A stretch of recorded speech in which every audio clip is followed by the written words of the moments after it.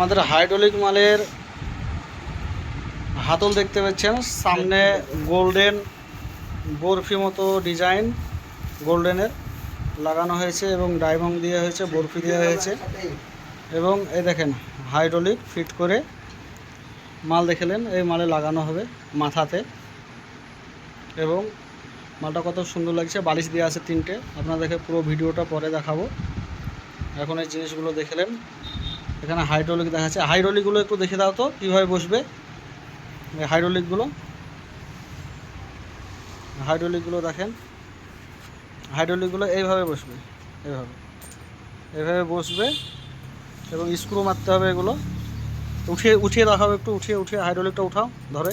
হ্যাঁ, মানে যেভাবে ইচ্ছে সেভাবে হাইড্রোলিকগুলো করা যাবে, আপনার উপর নিচে করা যাবে মাথার সাপোর্টের জন্য।